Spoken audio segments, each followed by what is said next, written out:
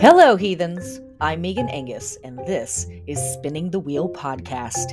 In this weekly audio ritual, we explore the 8 seasons of the witch's wheel of the year, and we discover how it is so much more than 8 Sabbats. We weirding witches time travel through holy days, festivals, and celestial events connecting our celebrations and magic to the past, present, and future. Our cackling fills the night as we take our turn gathering the wool, wielding the distaff, and spinning the wheel.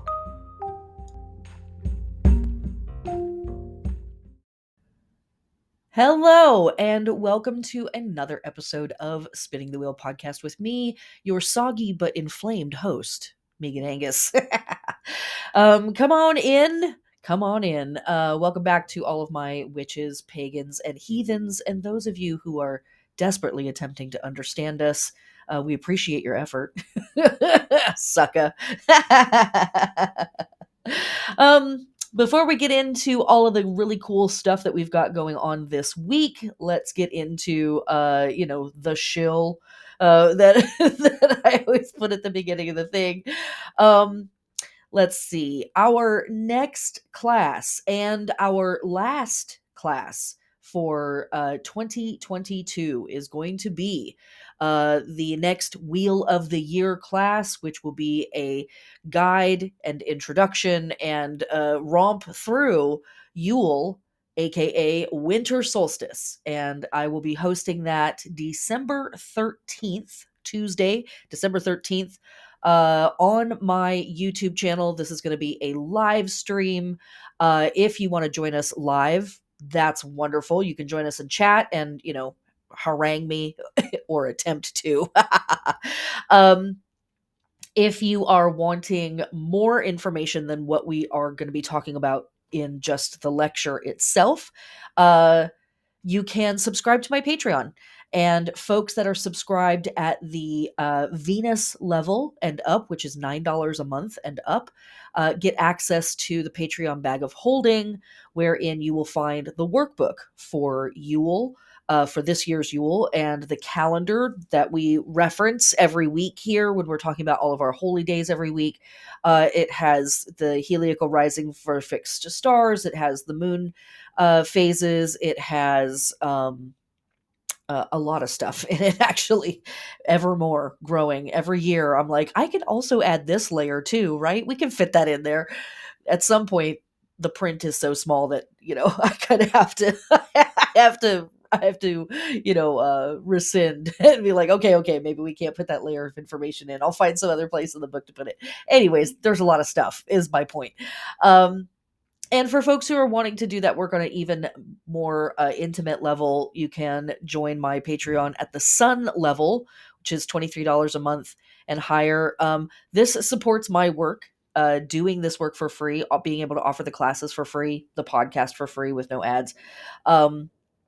And you get seasonal readings with me, and folks that join at the Jupiter level and higher, which is $66 a month, get half-hour readings or hour readings or 2-hour readings once a month with me, where we can go over your astrology transits. We can pull tarot about issues in your life.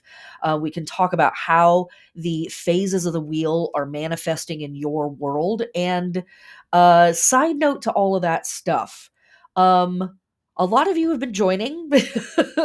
I just increased the number of people who can join at those highest levels, but those slots are running out.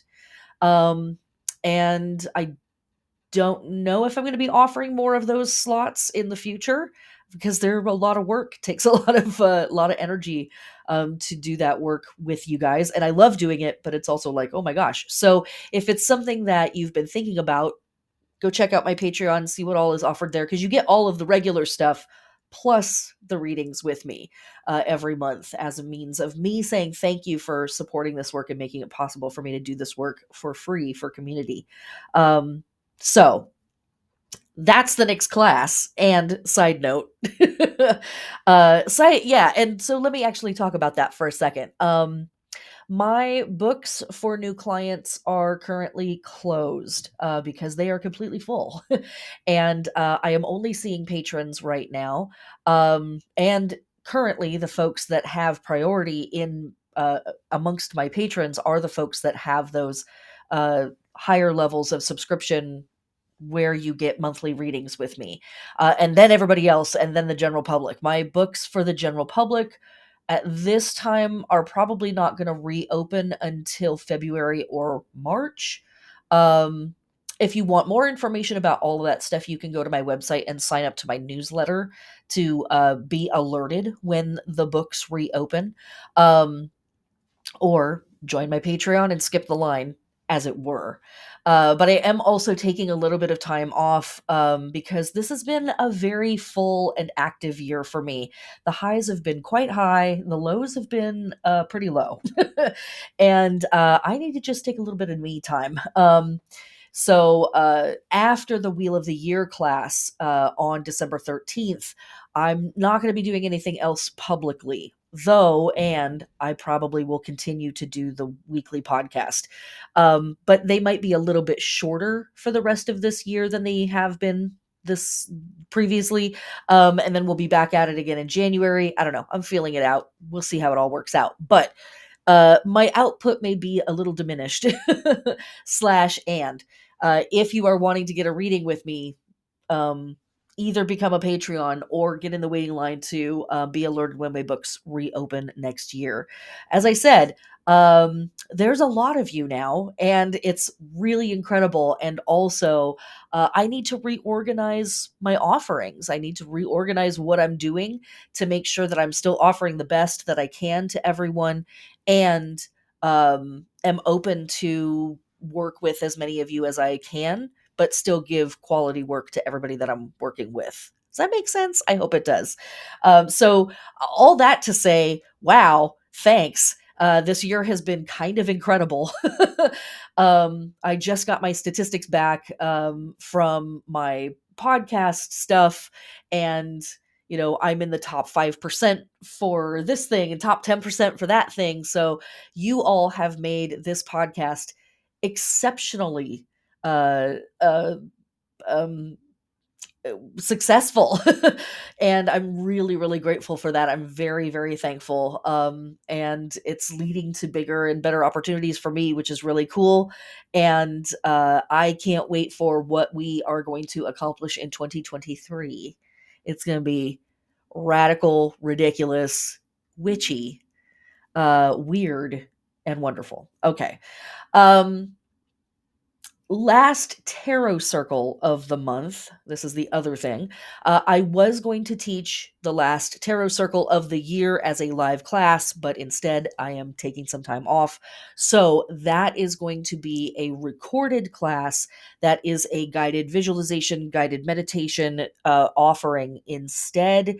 And tarot circle is something that is available to all of my patrons, regardless of what level they are subscribed at, as a way of me saying thank you for supporting this work. Patreon starts at $1.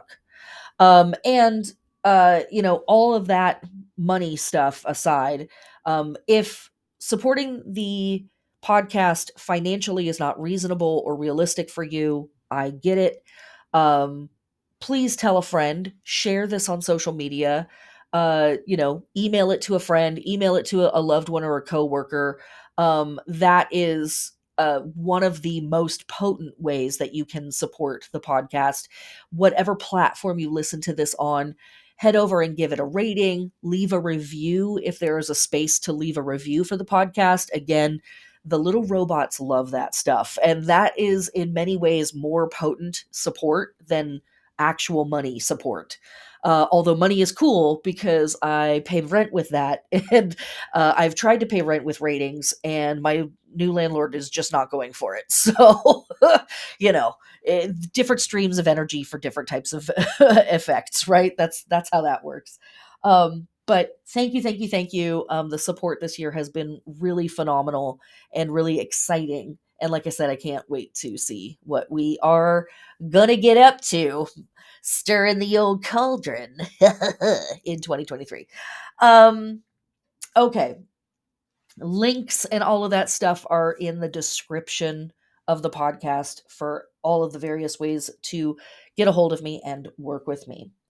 Um okay. So that's that. That's the show.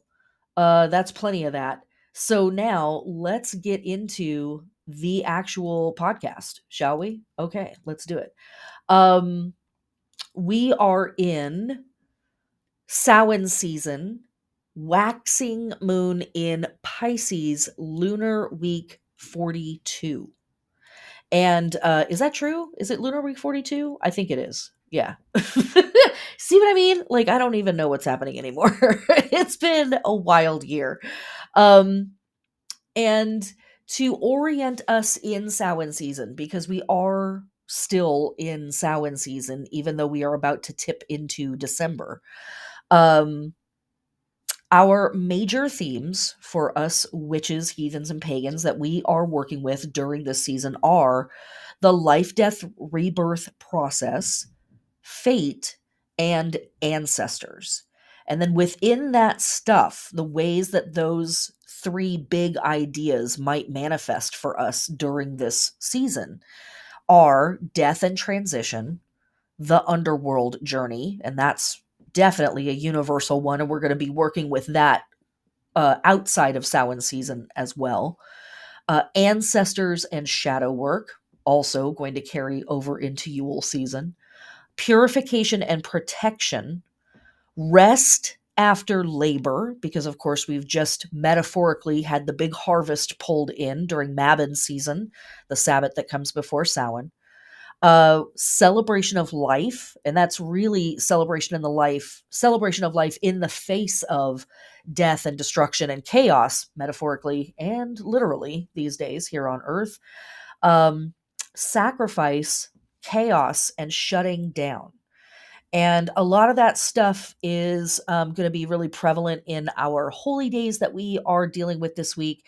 And more so as we get closer and closer to the actual date of winter solstice and Yule season.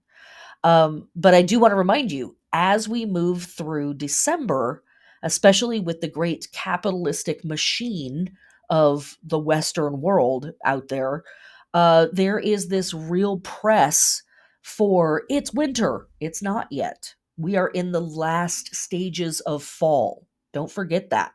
So when you're thinking about that, think about the snow that's falling outside, because it is here in Seattle. It's been snowing for the last couple of days, or the hail, or the very cold, wet rain. And think to yourself, these are traces of fall. These are not necessarily traces of winter. Um, they are also traces of winter, but winter is not here yet. We are still in Samhain season. We are still in the season of fall. December and Sagittarius season are not Christmas time, though there is some shared elements there. There's some overlap between the two Sabbats and the various seasons that we're talking about here. There is some overlap, but this is technically still Samhain season and still autumn, still fall. So just wanted to press that a little bit, because I think Sagittarius season sort of just gets swept up into the winteriness of it all, right? The Christmassy Yule, winter solsticiness of it all. But that is technically where Sagittarius ends and Capricorn starts. So Sagittarius sort of carries us to that moment, but it is still Samhain season and fall. Okay. I just wanted to press that a little bit. But these last 4 weeks of Samhain season are pretty magical. They're pretty incredible, because we see a really wild and interesting overlapping of fixed star myth stuff, and holy days and festivals and celebrations, and like various deities that are being celebrated during these last 4 weeks. It's a really wild mix. It's a really interesting mix, because you have death and chaos entities that are like, hey, we're here. We need to be revered, or at the very least acknowledged. You need to pay attention. Stuff is happening. death and chaos, we are here. Um, and at the same time, there are all of these deities, in particular, a variety of goddesses that are stepping forward, that are enlightenment deities, deities that literally represent the embodiment of wisdom or truth or law in the face of chaos and these natural systems breaking down, right? So it's a really interesting dichotomy between these two. And the death and chaos entities and elements and archetypes that are stepping forward have a lot of void in their repertoire, right? They have a lot of no face or gray face about them. They have a lot of you can't know me, you can't understand me, I'm just here and this is happening kind of elements to them. And then these enlightenment beings are all about knowing, right? And naming and being aware and being enlightened, right? Not just knowledge, but like knowledge that lifts, knowledge that ascends or lifts up. So it's a very interesting mix. And on top of all of that stuff, or buried within it maybe, um, in the mix of these chaotic deities that represent the void, that represent entropy and things naturally falling apart, and these entities that represent law and truth and knowledge and wisdom and enlightenment, are a lot of light and fire deities, as well as many of these deities are the mothers or the progenitrixes or the origins of the solar deities of many of our pantheons who are born at winter solstice.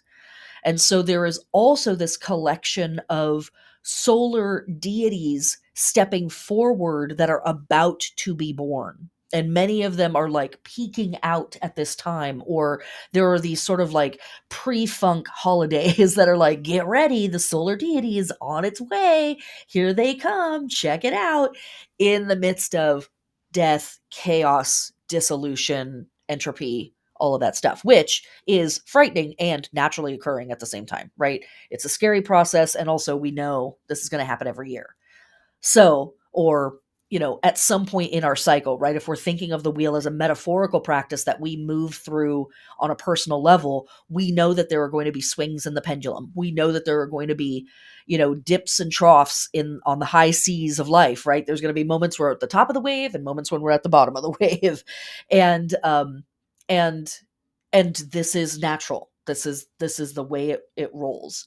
So these characters are kind of here for us in this process, and it's a really wild mix. I think maybe if we try to take it all in, it can feel a little overwhelming. And so I think it's really powerful to consider some at some points in Samhain and others at other points in Samhain.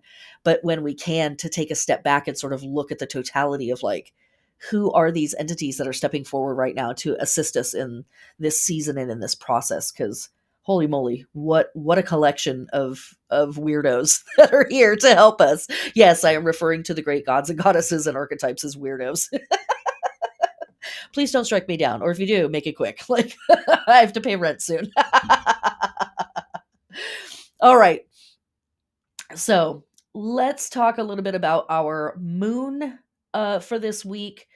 Our leading moon for this week, there's actually not a whole lot to say about it, not a whole lot to say, but it is specifically a waxing moon in Pisces at 8 degrees. It's going to be exact at 6:36 a.m.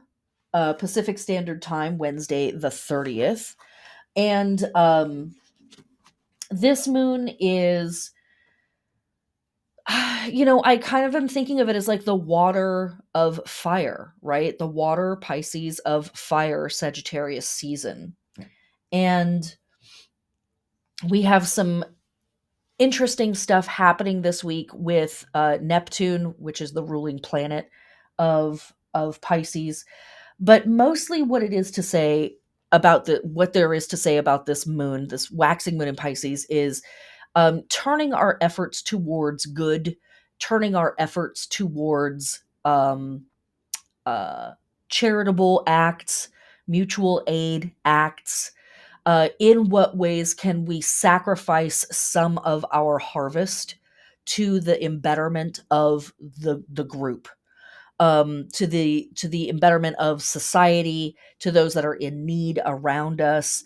What can we, like, let's take a moment to assess, everything that we have been able to pull in for ourselves in this harvest, and what of it can we share with those around us? And Raven Caldera in Moon Phase Astrology, which I refer to all the times, where I get a lot of the information for our lunar phases, also suggests in those acts, watch yourself, as in observe yourself, and observe, do you give to the point of hurting yourself? Are you wary about how much you are sharing? Like, what is your meta process when it comes to that stuff? And if that feels like it's work that you need to do it. Absolutely. I definitely encourage it more so in some years, but we have had such a hard year. And you collectively have had such a scary year, and there I think we've been doing that work. I think we have been checking in with ourselves on what are my motivations around, connecting with community, assisting community, asking for help from community. Where can I work on my biases? Where can I work on my hangups around that stuff? I think that we have been having that conversation. Our waxing half moons, well, our half moons, whether they're waxing or waning, are a square. The moon is square to the sun. So there is a little friction here. There is a little like "Ugh," about the work, right? And so, yeah, it's appropriate for us to sacrifice some of our good to the collective, or sacrifice some of our harvest to the collective. Yes. And also, um, check your motivations. Witness yourself in that process. Where does it feel weird? Where does it feel right? Where do you feel like guilt, around, oh, I should be able to do more?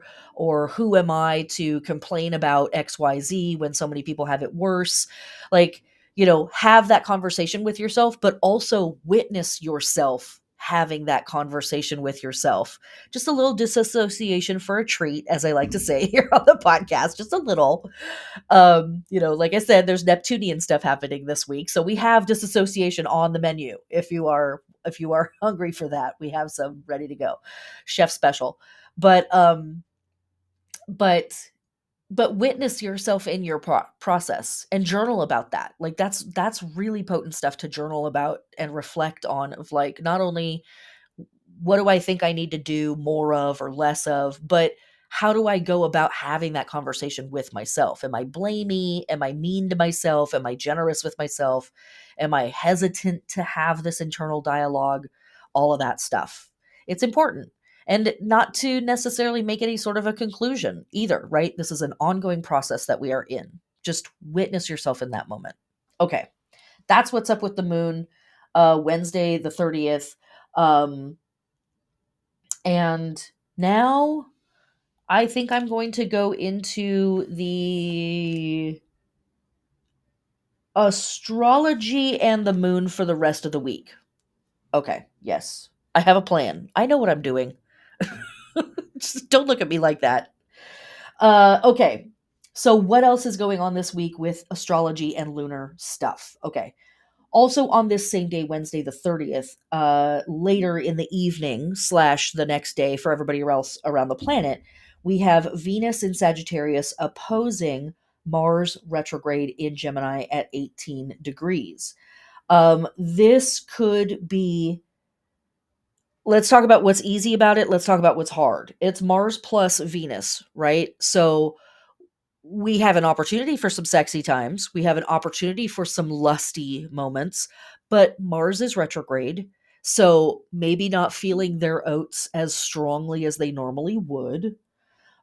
Venus is in Sagittarius, so very expansive, very like yes and about it all. Um, and oppositions can be tough. So could this be a moment for sexy times? Sure. Could also be a moment for um having a difficult conversation with people that you're in relationship with, or some spicy vibes coming up with people that you are in relationships with. And, oh, I didn't realize you felt that way. Oh, you want to get into it right now, do you? Kind of a moment. Um, Mars in retrograde, is in Gemini. Mars is retrograding through Gemini, is actually the appropriate way to say that. And so we already know that there is this phrase, words as weapons, is, kind of floating around in the background. So this Venus Mars opposition might be a funky conversation, might be a funky argument that sort of seems to almost come out of nowhere. It's just like, whoa, that got real spicy real fast. So say what you mean, but also mean what you say. Don't just say something because it sounds smart. Don't just say something because it's like a great gotcha.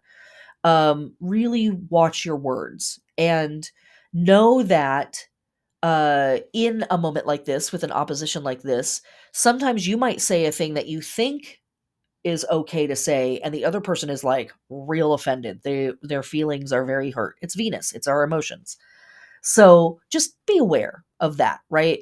Pisces moon, sacrifice, martyrdom, victimhood, Venus opposing Mars, potential argument in the relationship realm, feelings getting hurt. See where I'm going with all of this? So just take it slow, be chill. If you need to have a tough conversation with someone, do it. I'm always going to be in your corner on that, but do it in the most respectful and loving way, respectful to yourself and respectful to the other person that's or people that are in the conversation. Um and be careful not to overdo it, and be careful not to say something that like you can't take back later. You know what I'm saying? Okay. All right. Moving on to December 1st, Thursday, December 1st. We have Mercury in Sagittarius square Neptune retrograde in Pisces at 22 degrees.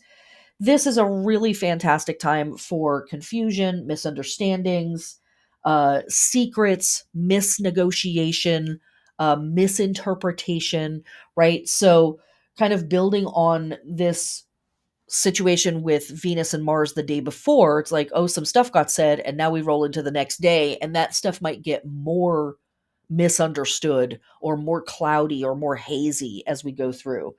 Basically, I'll say this: the week, well, we're starting on Wednesday, but the week kind of starts out like sort of okay, but it gets a little murky as we go through the week, and then it starts to clear up again as we get into next week. Um, Also, on this day, we have Venus and Sagittarius sextile Saturn at 19 degrees. Venus and Sagittarius sextile Saturn in Aquarius at 19 degrees. Um, and this can really bring in, even though it's a sextile, some of the heaviness or the duties that are apparent or inherent in our relationship stuff. Um, it can also be an opportunity or a moment where we sort of see the realness, the reality of the relationship that we are in. So, again, thinking about the spicy moment the day before, this could be a tough but necessary moment in a relationship of like kind of, coming to Diana, as, as we pagans like to say, of like, okay, I need to get super real about what's going on here.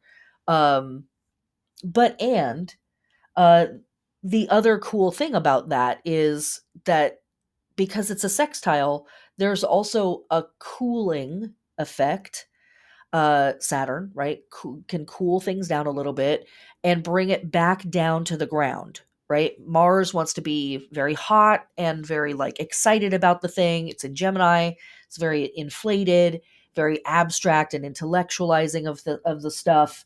And Venus sextile Saturn here might bring a bit of a heaviness to it, but also a bit of realism to that thing of like, okay, we had this argument yesterday because there's stuff that we need to work on.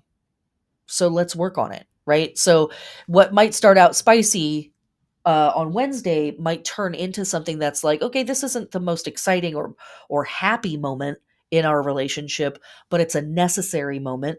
And we both are on the same page about working on this thing and being very real about what's going on. And that's always exceptionally helpful. Okay, last thing I'm going to say about the astrology of this day is this. Um, Mercury square Neptune is really good for magical study, spiritual study, and artistic exploration, as long as we are very light-handed about it. We're not too committal about anything because, again, it can be easily to get misinformed or confused about things. And so if we're just sort of drifting through information and enjoying it for what it is and just sort of exploring and having a little adventure, that's a great way to approach that stuff. Don't get too like committal about anything. And also, um, Venus sextile Saturn is a fantastic day for creativity, artistic expression. And that's a Thursday for us here in Seattle. That's our first Thursday. That's Art Walk. If you have an art walk in your city or town, it could be a really fantastic day to go explore art and artists and what is happening in the creative scene in your town. If you are a person who buys presents and gifts for people at this time of year, what better shopping adventure than to go check out a bunch of independent artists in their galleries, support makers who are in your local community. And I know that here in Seattle, I know that there's stuff going on for our first Thursday, and I think that there's also things happening over the course of the weekend. I mean, it's December, so there's probably stuff happening every weekend. Um, our Georgetown Arts Walk, happens the following week, et cetera, et cetera. So, do you have an art walk in your town? Maybe your town needs an art walk. Maybe that's something you could look into as well. And does that need your assistance? I don't know. I'm just planting seeds, people, planting seeds. Um, but yeah, that's all I'm going to say about that. Great day for mystical exploration and artistic exploration and sort of like, bringing in that creative element. Okay, moving on to later on that day, last thing, December 1st, Thursday, the moon moves into Aries.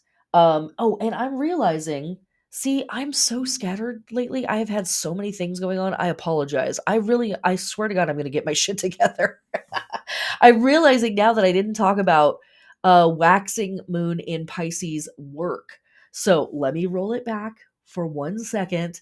For our lunar body work, when the waxing moon is in Pisces, we are awakening, activating, adorning, and stimulating or preparing for action the legs, but especially the ankles and the feet. So, yes, the pedicure and the foot massage are a holy act right now. As I say every week, I am not a doctor of the human corpus.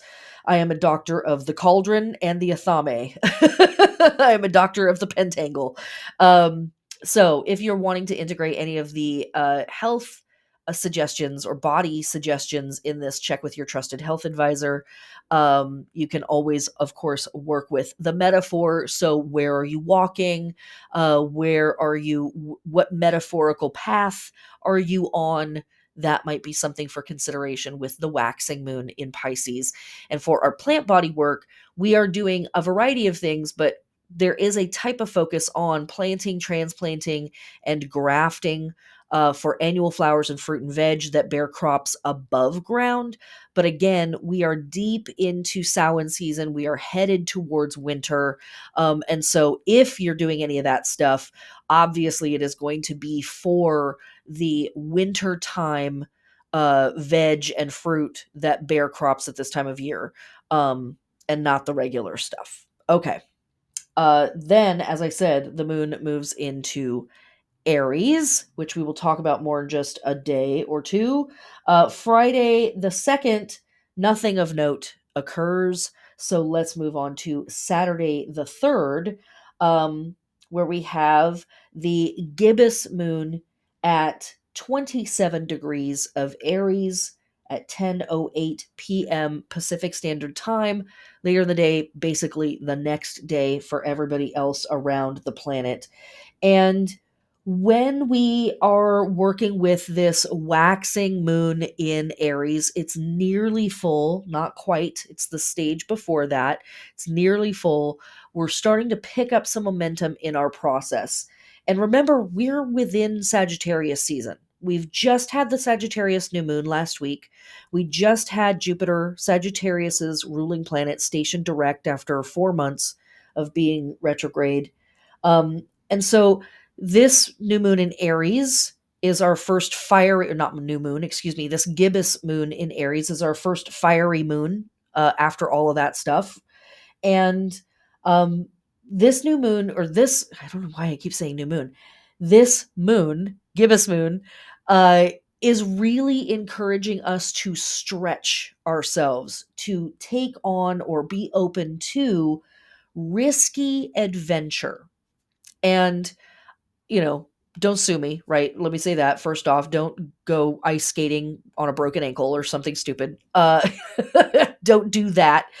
But risky could be that you think you're not going to like it. Risky could be, I hate the psychological challenge of learning new things. I'm going to try to learn something new, right? Risky could just be that it forces you out of your comfort zone in one way or another. So really think about all of the ways that you might work with that idea. But this gibbous moon in Aries is really encouraging of that. And again, we're in Sagittarius season. This whole season is about opening ourselves up and expanding our understanding of things and reaching for the far horizon. So let this gibbous moon in Aries really like add some momentum to whatever that process is for you right now, in the midst of Samhain season.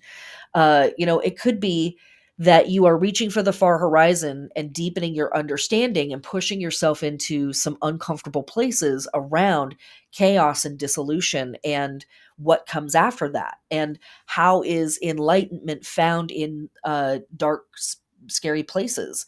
How is how do we go up when we're going down? Right? That kind of thing. It could be a lot of that stuff. I don't know how it's going to manifest exactly for you, but let me know in the comments. Also, on this day, we have Neptune stationing direct at 22 degrees of Pisces. So, side note to the side note, um, the outer planets, Uranus, Neptune, and Pluto, literally spend 5 to 6 months of the year in retrograde or direct. So the fact that those outer planets are in retrograde or that they are stationing direct or whatever, or that they are direct or that they are retrograde, I don't care so much about what direction they're in. Um, and a lot of astrologers don't care about the days that they station direct or station retrograde. I tend to pay attention to them, so take that with a grain of salt. But I find that on days when Neptune is stationing direct or stationing retrograde, here it's stationing direct, things can get a little extra confusing. And we may need to slow down a little bit, read the fine print, ask someone else to read the fine print. Maybe not the best day to sign a contract, maybe not the best day to confirm the super complicated details of a thing. That stuff. If it can wait a day or two, let it wait. Um, Also, I'll say this when it comes to Neptune stuff, there can be some disassociation, and we've got other Neptune things happening this week. There can be a little disassociation with the body because Neptune is very nebulous, it's very cosmic, it's very spacey, it's very spiritual. And so it's like, who needs a physical body? Who cares about that? So you may really be super just sloggy that day. You might just be like, I'm laying on the couch in my onesie all day long, and that's it. Like, I'm gonna eat two things, a carrot stick and like a half a donut, and that's it. So I'm reminding you lovingly now: drink some water, have a few full meals, like whatever that means for you. Maybe take a shower, maybe change your clothes, move your body a little bit on that day. Just touch in. Know that you may have a propensity to really leave the body on this day, so do what you can to stay grounded in that process. Um, And then later in the day slash the next day for everybody else, we have happening simultaneously Venus in Sagittarius, square Neptune in Pisces at 22 degrees, and the Sun in Sagittarius, trine Chiron retrograde in Aries at 12 degrees. Potent moment there, in my opinion. Um, when we're dealing with the Venus and Neptune situation, uh, it can be a little too much fantasy in our relationships, seeing our relationship situations through rose colored glasses, considering that there's kind of like a tense moment in relationship earlier in the week. Is this a moment where we're like, I just want things to be nice? And we're sort of glossing over some hard work that needs to be done.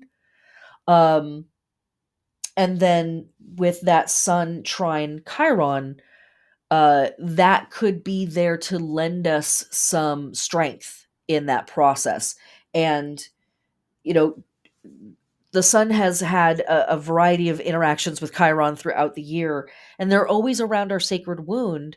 And because Chiron is in Aries and has been for some time, is going to be for some time, it's about our sense of self. It's about how we see ourselves in the world or in various situations, in various relationships. And this is the closing trine, if I'm not mistaken, between the Sun and Chiron. And so it's an opportunity to kind of reflect on where have I been and where am I in my conversation with myself, about myself, and my wounds that I've experienced in this lifetime, the things that have really affected me on a personal level, have shaped me on a personal level through trauma, through hardship. And what have I done with that stuff? Right. And then where am I currently in that conversation with myself around all of that stuff? Um, the interactions between the Sun and Chiron are always challenges to who we think we are. And so this trine is kind of a loving moment where we can assess, like, what work have I done on that stuff? Where have I been able to uncover my biases? Where have I been able to call myself out on my own bullshit? Um, how far have I come in really having a better and clearer vision of who I am in the world and who I really want to be in the world. And again, it's a trine, so it's really loving. It's like, yes, we're all on the same page in having this conversation. Um, Coming back a little bit to that Venus square Neptune, there's a lot of daydreaming opportunity and again, a lot of artistic opportunity. So this might be a really cool moment to write poetry to yourself about yourself in this process, or make a piece of art or start a piece of art that is a visual description of things that words maybe fail to describe in terms of your process of unveiling yourself to yourself, calling yourself out on your own bullshit, and also understanding how your wounds and your traumas have informed how you see yourself and how you carry yourself in the world, and where that's hindered you and where that's helped you, all of that stuff. Just real light things again. So it's always casual, right? It's always super casual stuff. No big deal. Um but that's the work that I think we're being invited into, with all of these Neptunian transits this week, is sort of to like move into the places that have a hard time talking. And Mars is there, in Gemini, Venus is there in Sagittarius, and and those two planets are opposing in opposing signs. And so it's like, how do I find the words to describe this experience? What are my feelings around this? um and then December 1st we also have Mercury in Sagittarius in that mix as well. How do I find words around this? What's my vocabulary for this? Or maybe where do words fail and I need to rely on tools like my artistic expression to be able to explore these places in myself. Okay. Sunday the 4th, the moon moves into Taurus, and that's all I have to say about that. uh then we have Monday the 5th, And very late in the day on Monday the 5th / the next day for everybody else around the planet, we have Mercury in Sagittarius square Jupiter in Pisces at 29 degrees. And this is setting us up for some cool stuff, in my opinion. So last week we talked about Jupiter doing all sorts of fancy things and really giving us an opportunity to look at what hasn't been working and what has been working, but in both arenas, what needs to be let go of to invite in space for even bigger successes next year. Um, and we had that new moon in Sagittarius, so really great time to sort of open up to the optimism of yes, we can make this happen. Good stuff is around the corner. The pendulum always swings again and again and again. So what can we do here to sort of clear the way to invite in whatever is coming? Mercury square Jupiter, generally speaking, is a really great opportunity for working on the big plans, the big picture, the long term goals. Um, it's not super great for working on little details and like dealing with the fine print and like parsing out all the granular steps of the thing. Not on this day. Um, Mercury wants to go really fast and Jupiter wants to take in everything. And so we're going to miss little details. So let's not worry about the little details of the plan on this day. On this day, it's about sketching out like what do you want 2023 to look like in total. It's a fantastic day for that. If there's anything that I want to say that's like be careful because it's a square, is watch your arrogance, right? Jupiter gets really optimistic to the point of being very full of itself. And Mercury can get real like zippy to the point of I don't need to pay attention to the details. I'm a genius. And so, just watch your arrogance there, but invite in optimism instead. In place of thinking that you've got it all figured out, invite in optimism that when there are problems, when there's a hitch in the get along, you'll be able to figure it out. That's a more healthy attitude, I think, to work with that transit. And then, last but not least, Tuesday the 6th at 2 in the afternoon, Pacific Standard Time, later in the day for everybody else, we have Mercury changing signs and leaving Sagittarius and moving into Capricorn. And this is really grounding, stabilizing, manifestation energy.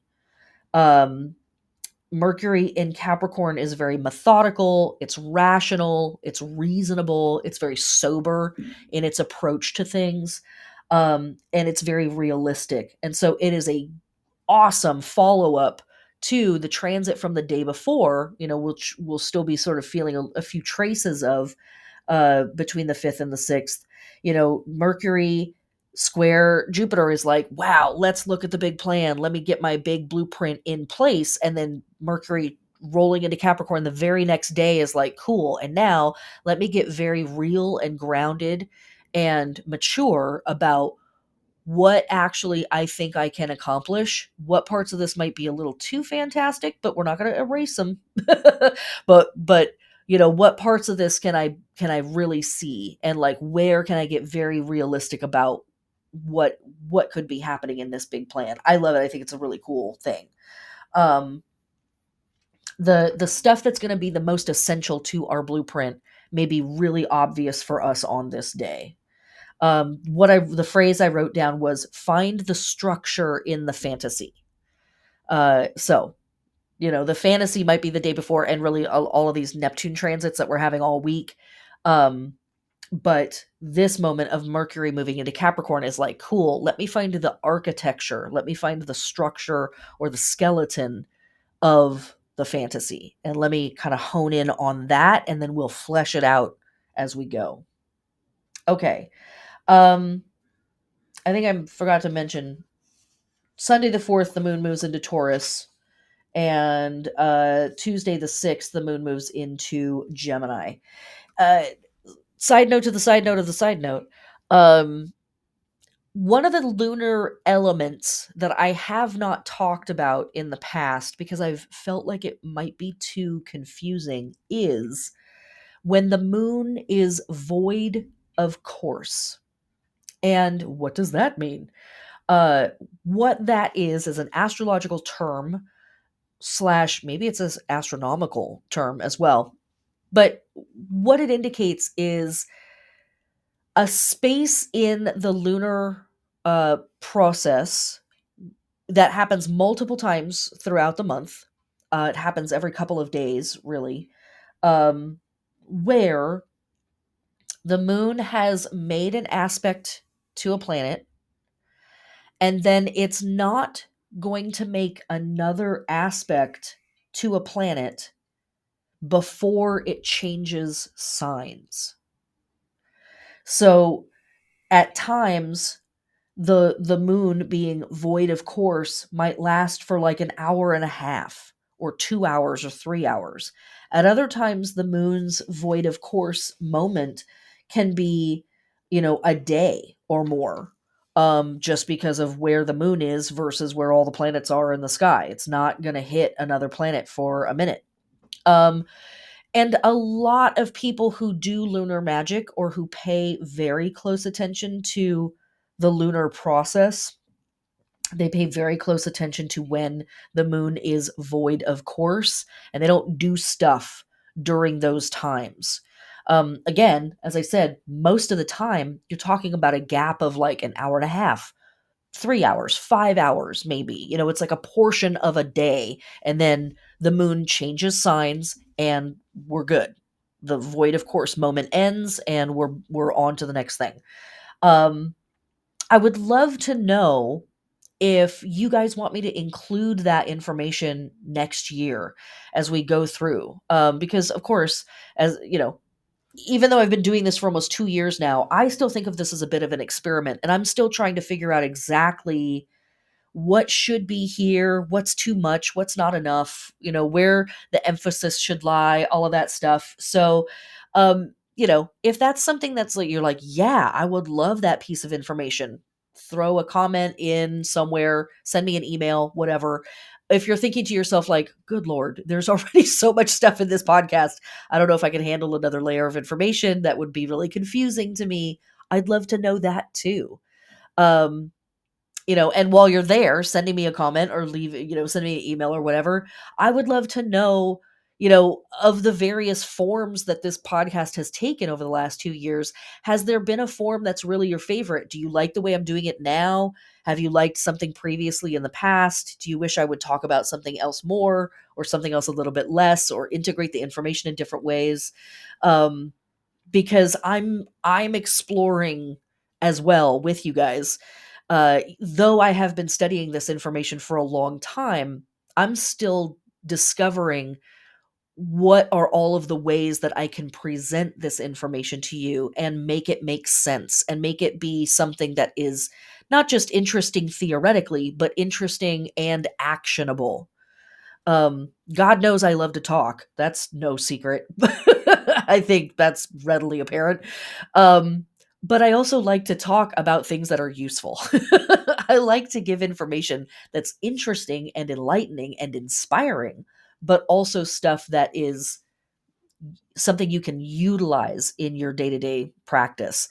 And I have discovered, weirdly, that less is more sometimes when it comes to, I'm a Sagittarius, right? My ruling planet is Jupiter. So as far as I'm concerned, more is more forever.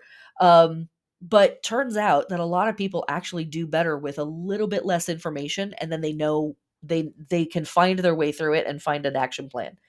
So that's all. I just curious on like what makes sense to you and what is usable for you, what feels good. Void of course information for the lunar process each week. Is that more is more and you're wanting it, or does that feel like it would be too much? Slash, what else would you like me to be talking about, or what forms, etc. Okay, that's enough of that. Let's now get on to, um, oh, See here again, I'm so scattered. I have had a sinus thing going on for weeks, and it's really affecting the way I'm thinking. I tested for COVID; it's not COVID, um, but good lord. Aries lunar body work. Awakening, activating, adorning, stimulating, preparing for action. The head, the hair, the scalp, eyes, sinuses. Hello, here we are. Uh, so yes, the hot oil treatment for your hair is a holy act. Your neti pot is a holy tool for you towards the end of this week. Um, and for our plant body work, harvesting, pest control, disease control, plowing, weeding, pruning for above ground growth. Um, we've talked about harvesting. Your mileage may vary. Follow your instinct. That's all I'm going to say. But as the weather continues to shift, definitely check your indoor and outdoor plants if you have outdoor plants. Check your indoor and outdoor plants for insects. Is it okay that they are nesting, or do you want to discourage that, right? Maybe it's kind to allow some insects to kind of do their thing in your garden as its growth cycle wanes, or is this something that needs to be taken care of before we go into winter, slash indoor. But also check for diseases and, mold, mildew, that type of stuff as the heaters come on and the climate in your house changes, the humidity changes, those types of things. Um, all of that stuff, very important. Okay, go me. Good Lord. Okay, we are now going to talk about our fixed stars and our holy days for this week. All right, looking through our heliacal risings of fixed stars this week and our holy days, rolling back to Wednesday the 30th. This is a day in some systems that is dedicated to the goddess Mawu from the Dahomey mythology. Um, the Dahomey are a group of Yoruba land people in Africa, and Mawu is an incredible goddess. Um, she's a West African Earth Mother, creator goddess, associated with both the sun and the moon. She is a goddess of the night, joy, motherhood, as well as the ruler of the world's wisdom and knowledge. So here again, we have another archetype or deity who is a mother, right? We've already had, but also an embodiment of truth and wisdom and knowledge. Mawu's themes are creativity, universal law, passion, abundance, birth, and inspiration.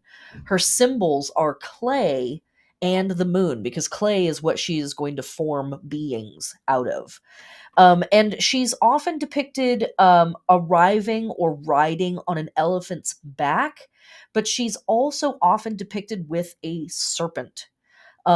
So I love that one of her elements is clay, and interacting with this goddess or archetype can take the form of literally putting unformed clay on your altar, or taking some clay and beginning to form a shape or form something in honor of her and her power on this week that has so much emphasis on artistic expression of our inner spiritual world we love, right? That's how that works. But also that she is depicted with the serpent, that she is a truth goddess, and that she is a creatrix or a progenitrix goddess. So Mawu ties in with, so much of the other stuff that we're talking about this week. And perhaps, given what we know about the African deities, is maybe a precursor to a lot of the other stuff that we're talking about in our Western systems. Also on this day, and I'm just going to mention this briefly, this is also the holy day for Saint Andrew the Apostle. And what I want to mention about him is specifically that he oversees the patronage of fishermen, fishmongers, um, miners, or excuse me, mariners, and other like seafaring sea workers in this week of our Piscean energy. Okay, that's literally all I want to say about St. Andrew. But what I will say as a side note is just about every time we are talking about a saint, we are talking about an entity that has supplanted a pagan entity that came previously to them. So within the stories of the saints, almost always are embedded truths about a pagan person or a pagan deity that came before them that was subsumed into that saint. Just a little thing that the Catholic Church does every now and then. All right. Moving on to December 1st, we have the heliacal rising of the fixed star Han. And what I think is interesting about this star, it is found in Ophiuchus again. This is the left knee of Ophiuchus, the serpent holder. And so it's bringing in a lot of the energy and information that we've already talked about in the last couple of weeks with Ophiuchus. Um, and this being a protector being or a warrior of some type or a medicine person of some type, who wields and knows how to deal with something that provides both pain and wisdom at the same time, poison and medicine at the same time. Um, a serpent handler, also reflecting back to Mawu having a holy day this week as being a deity often seen handling serpents. Um, and in one of the things I noted about this that I think is very interesting is that Kabbalists often associate this fixed star with the Hebrew letter Oin, O-I-N, and the tarot card, the Tower, the lightning struck tower, which of course is the planet Mars, who is playing a role in our work on this week, right? Literally the day before, we have Venus opposed Mars. And also, specifically, one of the names of the tower is the lightning struck tower. And lightning is something that is important to some of the deities that we work with this week. So there's an interesting connection there symbolically amongst all of the stuff. But otherwise, that's all I have to say about Han. Generally speaking, not looked at as like a star that brings a lot of help and happiness. Kind of a bad luck thing, but I'm generous with the idea of bad luck. Um, but anyways, discovering the healing and the poison in the serpent. Once again, we're touching on that energy or that information or that concept as we have talked about in the past.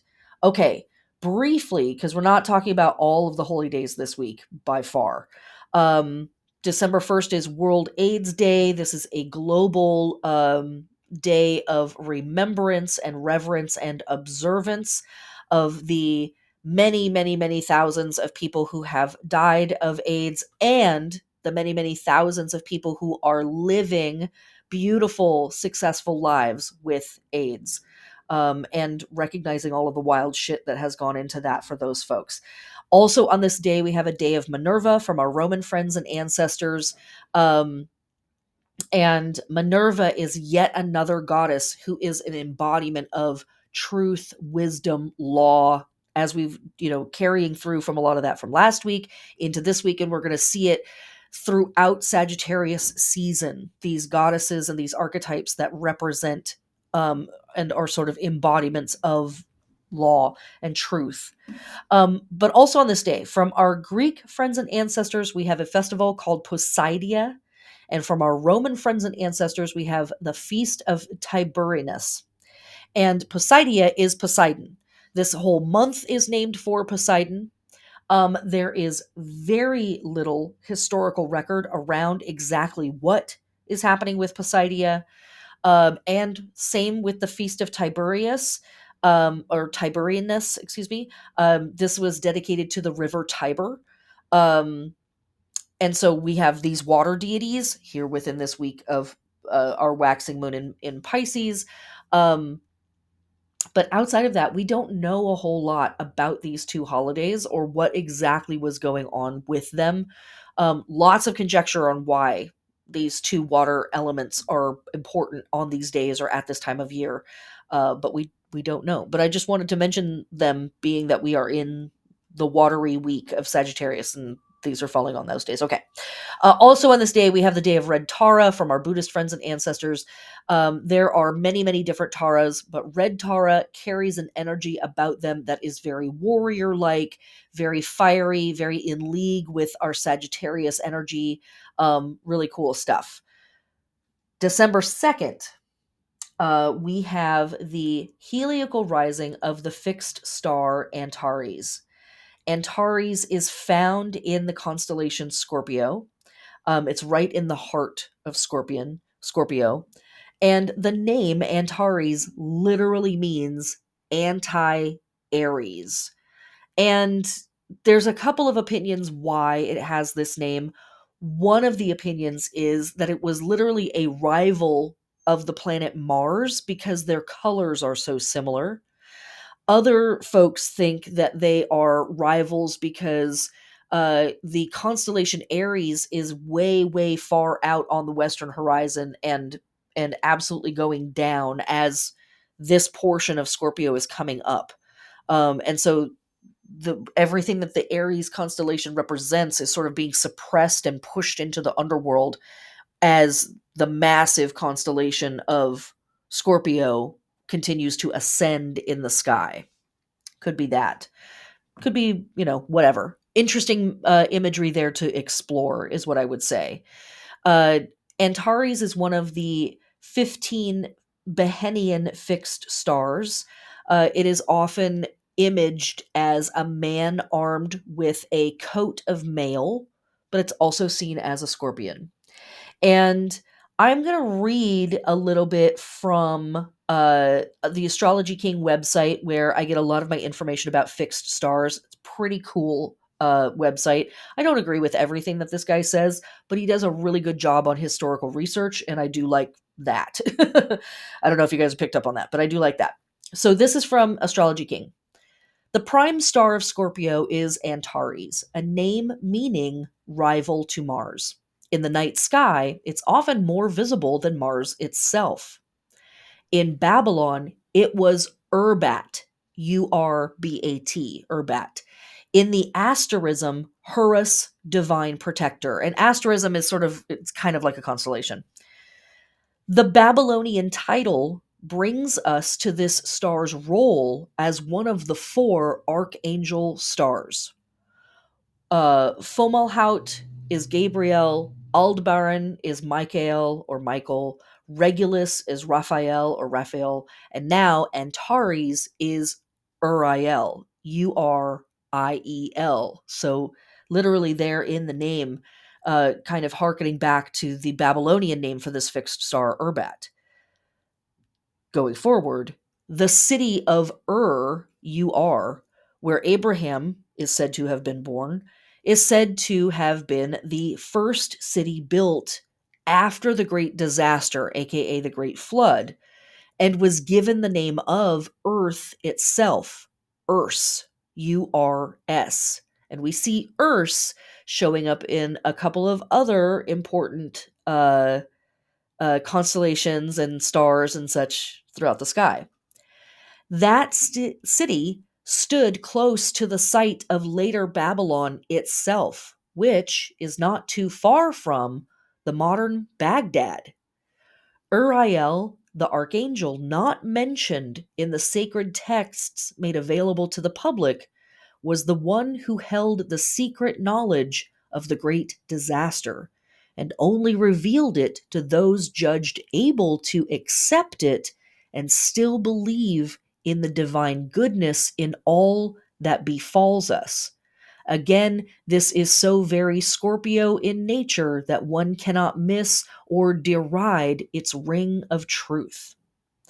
And I just thought I didn't even want to interpret or change anything about what he has to say there, because I think it's a very straightforward thing.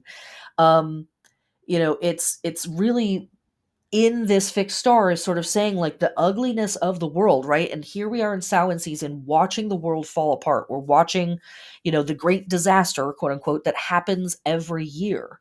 And in that, we are sort of charged with this knowledge and sort of protecting the knowledge that it will get better, the sun will come back, that, that this destruction is a part of the natural order of things, and there will be a growth cycle that follows it, and a destruction cycle that follows that, and a growth cycle that follows that. And can you handle that? Is a lot of what this fixed star is sort of pointing to. Um, can you deal with that there will be rises and falls, and rises again and falls again and rises again and falls again? Can you hold on to the light? Remember last week we had that really beautiful metaphor shining through around the light in the darkness. This, I think, is speaking very strongly to that idea as well.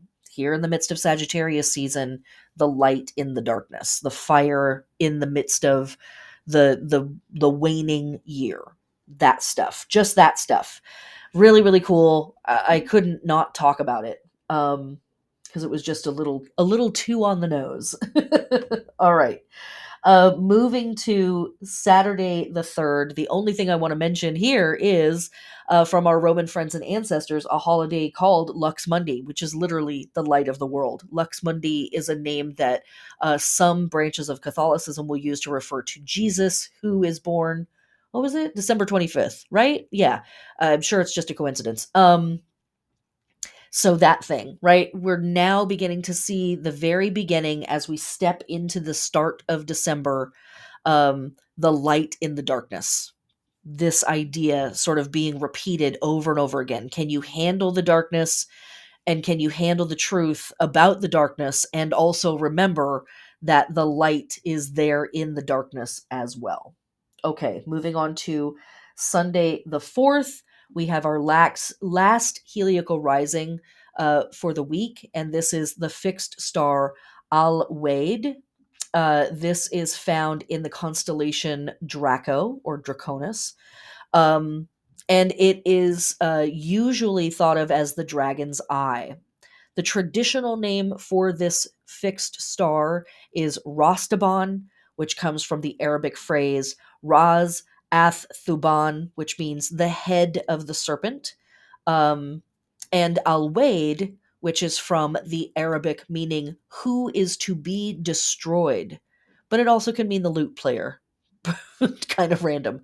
Um, but again, directly from the Astrology King website, the implication is this: open up this head full of knowledge, and we really do have the key to our ills and the healing of them.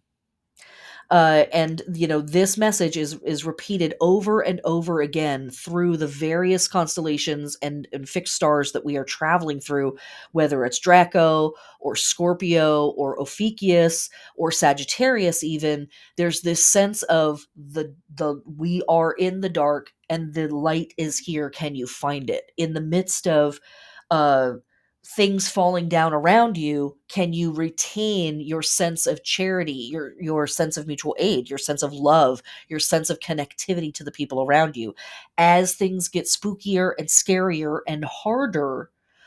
Can you remember what happens next? Can you remember that we're in a cycle, and that the wheel continues to turn? And what is the wisdom that you are extracting from these difficult experiences? Which speaks very tightly, I think, to our Sun trine Chiron that we're having this week. What is the wisdom that you are extracting from the painful experiences that you have gone through or are going through?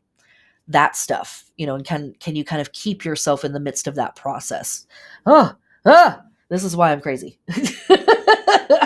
This is why I have a lot of stuff going on in my mind. Okay. Also on this same day, we have venerations for Saint Barbara. We have venerations for the deity Shango, from our Yoruba land friends and ancestors. And Shango, number one thing, lightning. Big time. Saint Barbara, absolutely connected to lightning. In a lot of places, those deities are recognized at the same time. In fact, on this day, December 4th, we have a lot of holy days. From our Greek friends and ancestors, we have the country Dionysia. And I'm just going to mention this briefly because of some other stuff that's coming up in the next couple of days. This is basically a festival dedicated to a version of Dionysus that was celebrated by the people who lived in the countryside, not in the cities. Um, there are 4 parts to the Dionysia that happen throughout the year for the Greek pastoral societies, where they basically see Dionysus in the 4 seasons. And so this is the wintry version of Dionysus. We have an Aganalia for Jupiter Indiges, who is basically Jupiter rising, Jupiter the ascending, Jupiter, aka Zeus, aka, here comes the light of the world coming back again.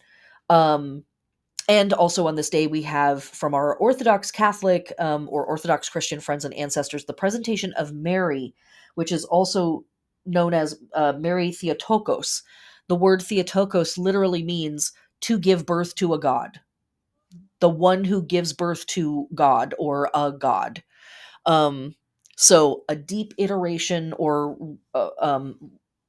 not iteration, a deep echo here of, again, these goddesses, these archetypes, these entities and deities who are giving birth to the solar deity who's about to show up in another couple of weeks. All right, moving on to December 5th, one of my personal favorite deities, entities. I don't know if this character really qualifies as a deity, but well, what the fuck ever. It's Krampus knocked, people. It's time for Krampus. Krampus! Okay. From Wikipedia. Krampus is a horned anthropomorphic figure in Central and Eastern Alpine folklore who, during the Christmas season, scares children who misbehave. Okay, sorry. Let me regain myself here. Krampus, to me, is wonderful, but also a really cool amalgamation of a whole bunch of the stuff that we're talking about at this time of year. A wintertime entity who rewards well behaved kids with presents, punishes the bad, quote unquote, is there to scare us, right? So there's these elements that we know of being connected to Samhain in terms of candies and gifts. There's elements connected to Samhain in terms of chaotic entities that are coming to frighten us or shock us or motivate us in some way towards right action, quote unquote. And then there are also Yuletide elements to Krampus: gift giving, reward punishment based on behavior, and showing up here at winter. Krampus is sort of the partner to Saint Nicholas, who has their holy day the very next day, December 6th. But Krampus is connected to a lot of stuff. I've written about Krampus a little bit on my website, and I'll probably write more about this character. But uh, it was sort of this carrying over of, we're still dealing with these chaotic elements; they're not going away. And so, can we find room for them? What exactly does Krampus represent, and can we make room for that stuff in our lives? Back to that thing again of like, what's the poison in the medicine? What's the medicine in the poison? And sort of, moving back and forth between those two swings on the pendulum, or those two places in our spiritual practice. So anyways, Krampus, Krampus, Krampus. Hell yeah, Krampus. Okay. Also, December 5th, we have a feast day for Saint Lucia. Ultimately, Lucia connects us back to the word Lucy, which connects us back to the word or name Lucifer, the deity of light.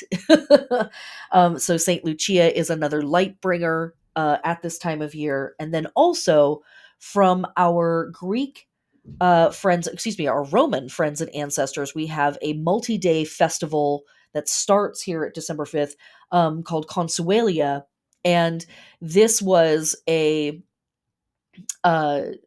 festival in honor of a deity named Consus, who is a tutelary deity of the harvest and stored grain.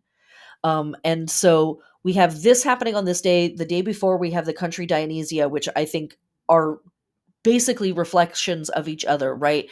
Who is Dionysus at this time of year? It's the stored grain, or they are the stored grain, right? They are the slumbering earth and the things that we have been able to harvest from the earth before heading into winter. There's a whole bunch of stuff about horses too that connect back to the Poseidia and Feast of Tiberinus, um, which I'm not going to get into, but there's a bunch of stuff about horses as well, connecting all of these holidays strangely. But yeah, Consuelia. Um, and it also connects to the goddess Ops. It connects to the goddess Ceres, of course, because those are our grain goddesses and our abundance vegetation goddesses that we're working with. So that's also happening on this day.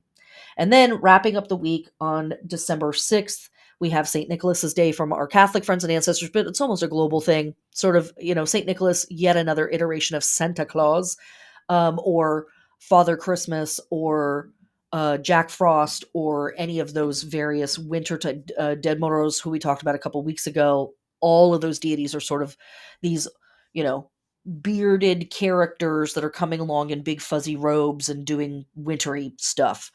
And then from our Roman friends and ancestors, we have the Dies Natalis of the Temple of Tellus and associated lecturnium for Ceres. Lectisternium, excuse me, for Ceres. So here is Ceres now is being called out directly. Tellus is also Tellus Mater or Telemater, um, who both are. Tellus is literally the Mother Earth. So we're starting off our week honoring from our Dahomey friends and ancestors, the goddess Mawu, an earth goddess who literally, molds the world into being. And we're ending our week with Consuelia and these holidays dedicated to Ceres, Tellus, and Ops, these goddesses of the earth and literal production and creation on planet Earth. I'm sure it's just a coincidence, but that's how we do things here. Okay, so now let us take a brief look at our tarot for the week and our magic for the week. Alrighty, our tarot card for this week, I'm skipping around a little bit because I can. Because it's my podcast and I'll do whatever I want to. Okay. We are going to work with the Nine of Wands this week, or that's what I encourage you to work with this week. The Nine of Wands is part of the trilogy of cards that we work with during Sagittarius season, and trilogy of minor arcana, I guess I should say. And it is the moon in Sagittarius. And since we're having such a watery week, I felt like that made sense for us. In the Smith Waite deck, we see a wall of wands, and standing in front of that wall is a person who has a bandaged head and they are clutching their wand. And I think in a lot of folks' interpretation of this card, which is totally fair, there is a sense of wariness, there's a sense of defensiveness, a sense of like, holy moly, I have been through a battle and I am not too certain about things and I'm a little beat up from what I've experienced. And I think that that sits really nicely with a lot of our astrology that we have this week. Again, kind of coming back to, even though there's, all that stuff happening with Neptune, coming back to the Sun trine Chiron, a big part of our work this week is like kind of thinking about what have we been through, and how has that affected us, right? But then thinking about our fixed star work that we are doing at this time, there is this insistence in the last few weeks and this week as well of what is the medicine that you have received from this poison. And turning again to Tarot Wisdom by Rachel Pollack, I want to read a little bit of what she has to say about this card because I think it's really cool. I think it's easy to look at the bandage on this person's head and just think they've been damaged, they're fighting, and this card is all about hardship, and this card is all about like warrior stuff. But something that I reinforce in my classes. If you've done any tarot study with me, you know that I always say that there are 5 ways that we can look at any card. There is the neutral, the positive, the negative, the easy, and the hard. And the neutral point of the card is always going to be like the golden thread that should run through the other 4. Um, and so, kind of coming around to this card from a more neutral or a more positive standpoint, right? Let's look at what all Rachel Pollack has to say about this. Um, she is reminding us that 9 is a number of completion, because it is both the last single digit and because of the 9 months of pregnancy, which is an interesting metaphor to work with. Obviously, not everybody can get pregnant, but 9 being a number of completion in that it's the last of the single digit numbers, sure, we can work with that. Um, and so, moving on, she says, notice as well the bandage on the head, the psychic wound of defensiveness. And I think that, kind of connects to a lot of our imagery this week. We have our gibbous moon in Aries. Aries connects us to the head. Um, and so, this is a person that has had to fight for a long time and now cannot let go or trust people, or maybe they feel like they shouldn't, or they're very wary of doing that. But from the book, but is this really the fulfillment of fire? Might we instead see some result of all that exuberance, or simply the love of life expressed fully, freed from issues that would hold it back? If we think of the 9 as the completion of a process, what would be born out of fire? And that connects deeply to a lot of our archetypal entity work. We think of all of these enlightenment goddesses that are embodiments of wisdom and truth and philosophical practices, spiritual truth, uh, the Gnostic sense of enlightenment, and all of that is very fiery, the fire of the soul type stuff, right? And these are the deities that are overseeing the birth of the solar deity at winter solstice. So that thing. If we're thinking of this process as like, I have been through some shit, but also I am coming to a type of completion, what can be born out of this fire? If we think of the fire of imagination, the 9 of Wands becomes highly creative and inspired. So, you know, she goes on to say that this can be a card of fulfillment of energy, creativity, excitement, and inspiration. And I absolutely love that. Again, I think that this is a card just because of the Smith-Waite image where a lot of us can fall into the default of, oh, wow, this is a card reflecting on we've had a really hard time. And this is a moment where we're like wary of going forward.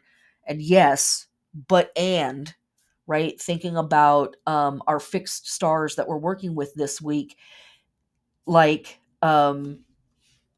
that star that's connecting us to Uriel, uh, Antares. Um, this is, can we have the great destruction revealed to us and still believe in the divine goodness in all that befalls us? That thing. So I think that this is a really cool helper in that process, a really cool image to sort of ground into this card of like, yeah, we've been through some dark times, but is that going to inform our future? Are we going to allow that to inform our future, or can we keep the light in us, right? Are we going to be influenced solely by the poison, or can we remember that there is medicine in the poison? That thing. It is abstract. It is existential, and that's also a lot of what we're doing in Sagittarius season. Is we're sort of moving through those kinds of concepts and that kind of a relationship with this material. Okay. And for our magic for this week, I think that doing journaling and processing around all of this stuff is really potent. Um, Again, moving through our lunar work, doing mutual aid work this week, looking through what you've been able to harvest and seeing how can you share that with your community is going to be holy act this week. Pushing yourself into, out of your comfort zone is a holy act this week. Um, and that absolutely can fall under sacrifice. That can fall under inviting in a little bit of chaos, right? Very in league with our Samhain stuff. And as we move towards the full moon, I think that another practice, because this is a full moon in Gemini, it's a little spicy, but there's also some interesting stuff, so it's okay. A spell that you might work with to create a divinatory tool for yourself going forward is, and I think I learned this from Scott Cunningham. This is definitely not something I invented. I read this somewhere. I think it's Scott Cunningham. Take a bowl. A dark bowl is better, but not necessary. Take a bowl, fill it with water, and go outside and catch the moon's reflection on the surface of the water. Now, you can just do this and you can sit and watch the reflection of the moon in the surface of the water as a divining tool all by itself. Watery, it's in alignment with Pisces, we love. Okay. And then pour that water out onto your plants or whatever, or you can bottle that water as charged moon water. You want to do this up to the full moon and even on the full moon. We'll talk about it more next week. But also another thing that you can do is to take a silver coin and put it at the bottom of the bowl. And when you are catching the reflection of the moon on the surface of the water, have it tilt the bowl or move yourself is actually easier to do, so that the coin and the reflection are in alignment. So you are literally superimposing the reflection of the moon on top of the coin. That coin becomes charged with this energy. And this could be a coin that you utilize in work going forward when you are at a crossroads of a type, where you are having to make a decision where you know that your biases around negative experiences are going to come into play, or you're working on your big plan coming forward, or what have you, right? Like, think about the things that are presenting themselves as our subject matter this week. This is an opportunity, I think, a cool one, to create a divinatory tool, which is appropriate for this time of year, in making some of the decisions that we need to make around that stuff. And again, you don't have to do the coin part. You can just charge a bowl with water and then bottle that water and use it for whatever you want to use it for, to bless yourself, to water your plants, to bless other items in your house, to use in cleansing practices, although this is waxing moon. So it's really about infusing energy into things, not stripping energy from things. But yeah, that's my magic for you for this week. And I think it's pretty cool, pretty potent stuff. Okay. Here is our roundup for the week. Starting Wednesday the 30th, we have our waxing half moon at 8 degrees of Pisces at 6:36 a.m. Pacific Standard Time, later in the day for everybody else around the planet. At 9:27 p.m., we have Venus in Sagittarius oppose Mars retrograde in Gemini at 18 degrees. December 1st, Thursday, we have at 5:08 p.m., Mercury in Sagittarius square Neptune retrograde in Pisces at 22 degrees. And then at 7:09 p.m., we have Venus in Sagittarius sextile Saturn in Aquarius at 19 degrees. And then the moon moves into Aries. Friday the 2nd, nothing in particular. Saturday the 3rd at 10:08 p.m., we have our gibbous moon at 27 degrees of Aries. We also have at 4:15 p.m., Neptune stationing direct at 22 degrees of Pisces. And at 11:12 p.m. Pacific Standard Time, obviously, Venus in Sagittarius square Neptune in Pisces at 22 degrees. And exactly at the same time, we have Sun in Sagittarius trine Chiron retrograde in Aries at 12 degrees. Sunday the 4th, the moon moves into Taurus. Monday the 5th, we have at 11:05 p.m. Mercury in Sagittarius square Jupiter in Pisces at 29 degrees. And Tuesday the 6th, our moon moves into Gemini at 2:08 p.m. Mercury moves into Capricorn. So, take care of yourselves and take care of each other this week, and allow yourself to have as earnest of a conversation with yourself as you can. The more that we see ourselves as honestly as possible, especially warts and all, the more agency we have to either get comfortable with who we are as people, or the more agency we have to do something about the things that we see in ourselves. Do we want to change something? Do we want to eradicate something? Do we want to lessen? Do we want to increase? That first starts with being very, very honest with yourself, unveiling the poison within yourself, unveiling the yuck. A therapist is a really cool person to talk to about that type of stuff. They are a neutral third party. And I mean like a real therapist, like an actual counselor, psychiatrist, psychologist, therapist. Your witch on the web, I'm a witch. I do not have that clinical training, and I want to be really clear about that. I love working with people, and we do the work that we do, and there's stuff that I do that a therapist doesn't do, but there's stuff that therapists do that I don't do.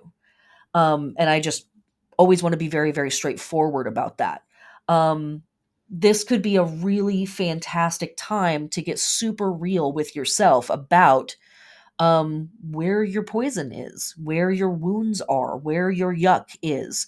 Not even necessarily in a means of eradicating it, but coming to fully understand it, coming to love it. Because remember, it's the shit that makes the best gardens. And spring is just around the corner. But until then, let's keep dying off, shall we? All right, my heathens. That's it. Blessed be. Love you guys so much. Have a great week. Bye.